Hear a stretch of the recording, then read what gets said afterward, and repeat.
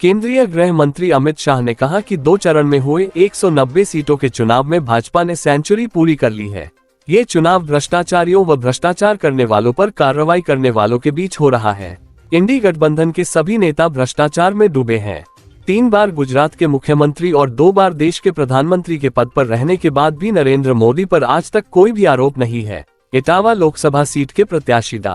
रामशंकर कठेरिया के समर्थन में शहर के नुमाइश पंडाल में जनसभा को संबोधित कर रहे थे। चिलचिलाती धूप के बीच हुई जनसभा में गृहमंत्री भारी भीड़ देखकर उत्साहित दिखे। उन्होंने कहा कि ये चुनाव राम भक्तों व राम भक्तों पर गोली चलाने वालों के बीच हो रहा है और लोगों से पूछा कि आप खुद तय करिए कि आप किसके साथ हैं।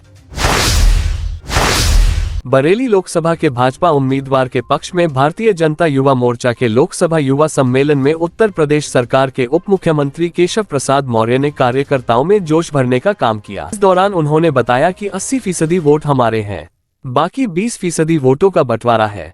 अब समय आ गया है कि हमें जनता के बीच जाकर कमल के लिए वोट मांगना है। लक्ष्मी जी साइकिल पर सवार होकर नहीं आती हैं, वो फूल पर बैठकर आती हैं। उनके आने से घर में खुशहाली होगी। सभी को कमल का बटन दबाना है। इस दौरान उन्होंने सलमान खुर्शीद के भतीजे के बयान पर कहा कि भारत में कोई लव जिहाद, जमीन जिहाद, वोटों का जिहाद नहीं चलेगा। इस समय कुछ चलेगा तो भारत के विकास का संकल्प चलेगा। विकसित भारत बनाने का संकल्प तीसरी बार मोदी सरकार को बनाना है। बरेली में ऑल इंडिया मुस्लिम जमात के राष्ट्रीय अध्यक्ष मौलाना शहाबुद्दीन रजवी ने दिगर अन्य उल्मा के साथ प्रेस कॉन्फ्रेंस की। उन्होंने कहा कि लोकसभा का चुनाव चल रहा है और हजारों की तादाद में मुसलमान उल्मा से पूछ रहे हैं कि हम वोट किसको दें। इसलिए आज उल्मा ने मीटिंग करके ये महत्वपूर्ण फैसला लिया कि समाजवादी पार्टी के अध्यक्ष श्री अखिलेश यादव अपनी चुनावी सभाओं में मुसलमान शब्द इस्तेमाल करते हुए डर रहे हैं। स्टेज से दाढ़ी टोपी वाले मुसलमानों को धक्के देकर नीचे उतार जा रहा है। नुमाया मुस्लिम चेहरों को हाशिए पर कर दिया गया है। 22 मुस्लिम बहुल लोकसभा सीटों पर मुसलमानों को टिकट न देकर गैर मुस्लिमों को टिकट दिया गया है। राज्यसभा व विधान परिषद और संसद में मुसलमानों की नुमाइंदगी को एक साजिश के तहत खत्म किया जा रहा है।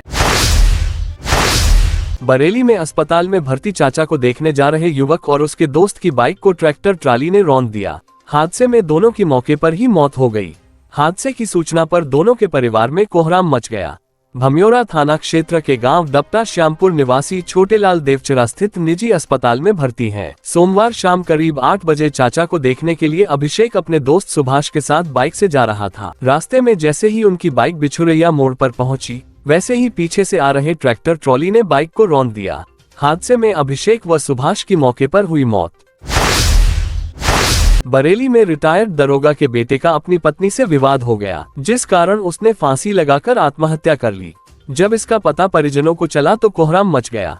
थाना सुभाष नगर क्षेत्र के मरीनाथ निवासी रिटायर्ड दरोगा रमेश चंद्र शर्मा का बेटा दीपक शर्मा प्राइवेट काम करता था। सोमवार को किसी बात को लेकर अपनी पत्नी से विवाद हो गया। उसके बाद दीपक ने घर में पत्नी के दुपट्टे से फांसी लगाकर सुसाइड कर लिया। जब उसके परिजनों ने शव को फंदे पर लटका देखा तो कोहराम मच गया। उन लोगों ने इसकी सूचना पुलिस को दी। मौके पर पहुंची पुलिया ने शव का पंचनामा भरकर पोस्टमार्टम के लिए भेज दिया। बरेली स्मार्ट सिटी के तहत शहर भर के पार्कों, फुटपाथों, खंभों और सार्वजनिक स्थानों पर करोड़ों रुपए खर्च करके लगे स्मार्ट सिटी के लाइट बोर्ड कनेक्शन न होने के कारण बंद पड़े हैं। लगाते समय कर्मचारियों ने इनका कनेक्शन स्ट्रीट लाइट के खंभों से कर दिया, लेकिन कुछ दिन जलने के बाद ये बंद हो गए। इन बोर्डों को निरीक्षण किया तो पता चला कि शहर के अधिकतर बोर्ड की लाइट बंद है। गांधी उद्यान में जितने भी बोर्ड लगे हैं, सबके सब बंद पड़े हैं क्योंकि उनके तार टूट गए हैं। नगर निगम और स्मार्ट सिटी के अधिकारियों की मंशा थी कि सूने पड़े शहर के खंभों, सड़कों, फुटपाथों और सार्वजनिक स्थानों पर लाइटों के अलावा कुछ और लाइट का सिस्टम लगाया जाए, जिससे लोगों आकर्षित हों। थाना प्रेमनगर के एकता नगर की रहने वाली गुडिया पत्नी राम सिंह बैंक ऑफ बड़ौदा की रिटायर्ड कर्मचारी थी। उनके पति राम सिंह व छोटे बेटे कुणाल की कुछ साल पहले मौत हो गई।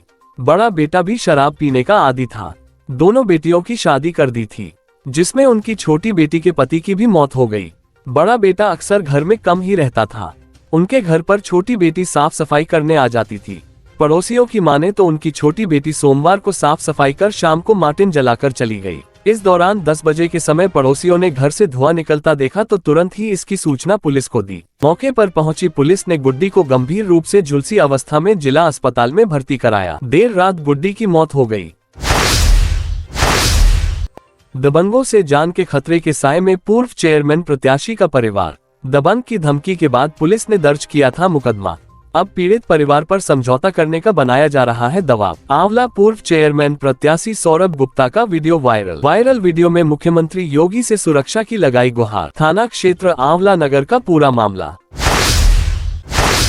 रुहेलखंड विश्वविद्यालय परिसर में उस वक्त अफरा तफरी मच गई जब दोहरा रोड स्थित पिछले गेट के पास लगे पेड़ों में आग की लपटें उठने लगी। ये आग शाम करीब 5 बजे लगी है, जहां आग के लगने से दोहरा रोड से गुजर रहे राहगीर धुएं से परेशान हो गए। साथ ही लोगों में डर का माहौल बन गया। पेड़ों में आग की बड़ी बड़ी लपटें देखकर किसी दुर्घटना की आशंका होने लगी, मगर शुक्र है कि ये आग जिस समय लगी तब उस जगह जब आसपास कोई भी नहीं था। मगर इस दौरान पेड़ के नीचे ठंडक ले रहे जानवरों को परेशानी का सामना करना पड़ा। आग लगते ही वहां बैठे सारे कुत्ते भाग गए, मगर ऐसे में पेड़ में बैठे कुछ पक्षी आग लगने से घायल हो गए और कुछ तुरंत ही उड़ गए। शराब के नशे में तेज गति से कार दौड़ा रहे चालक ने स्कूटी में टक्कर मार दी। टक्कर लगने के बाद स्कूटी करीब 10 मीटर तक रगड़ते हुए बिजली के पोल से जा टकराई, जिससे आग लग गई। हादसे में स्कूटी पर बैठा व्यापारी घायल हो गया। घायल को निजी अस्पताल में भर्ती कराया गया है। फायर ब्रिगेड ने आग बुझाई। हादसे के बाद कार सवार फरार हो गए। घटना स्थल पर लोगों ने जमकर हंगामा किया।